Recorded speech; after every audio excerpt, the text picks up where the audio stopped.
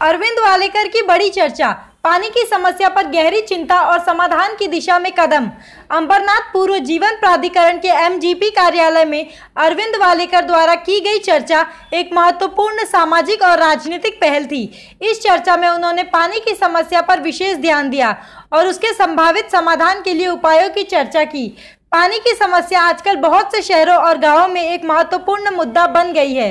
बढ़ती जनसंख्या, वातावरण में परिवर्तन और अधिकतम उपयोग के कारण पानी की उपलब्धता और क्वालिटी में समस्या उत्पन्न हो रही है।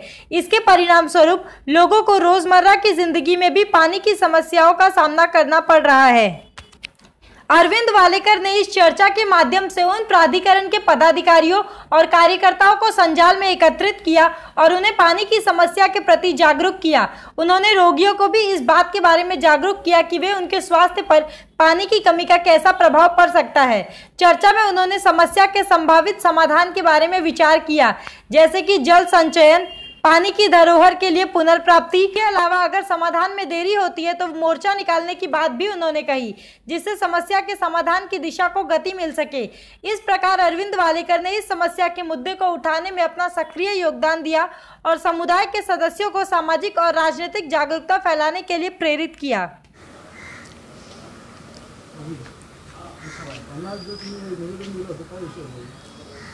अंबरनाथ शहरामध्ये पूर्व आणि पश्चिम भागामध्ये सतत अनियमित पाणी पुरवठा, गढूळ पाणी, घाणीचं पाणी आणि वाळवंटाची तक्रार, अधिकारी दुर्लक्ष करतायत।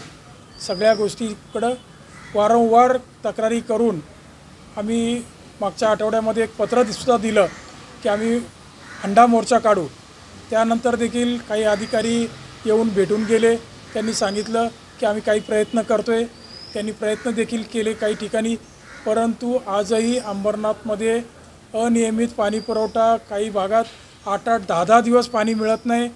त्यामुळे नाविलाजाने आज आम्ही जीवन प्राधिकरणाच्या ऑफिसमध्ये अधिकाऱ्यांना भेटण्यासाठी एक शिष्टमंडळ आलो।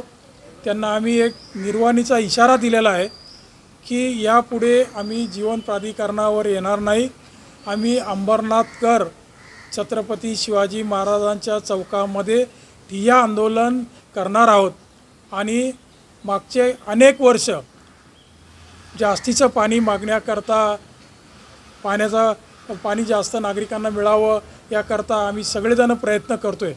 अनेकांनी पाणी पुरवठा मंत्र्यांना पत्र दिले, ते पत्र आम्हाला व्हॉट्सअपवर मिळाले, काही पेपरला बातम्या आल्या, परंतु आजपर्यंत त्याच्यामध्ये कुठलाही फरक पडलेला नाही। अंबरनाथमध्ये गेली अनेक वर्ष लोकांना 2 ताससुद्धा नियमित पाणी मिळत नाही। एवढे परेशान लोक झालेले आहेत। त्यामुळे आज आम्ही निर्वाणीचा इशारा द्यायला आलेलो आहोत। येत्या 8 दिवसामध्ये जर या व्यवस्थेमध्ये काही बदल नाही झाला तर आम्ही महाराजांच्या चौकामध्ये भव्य असं नागरिकांचं आंदोलन, ठिय्या आंदोलन छत्रपती शिवाजी महाराजांच्या चौकात करणार आहोत।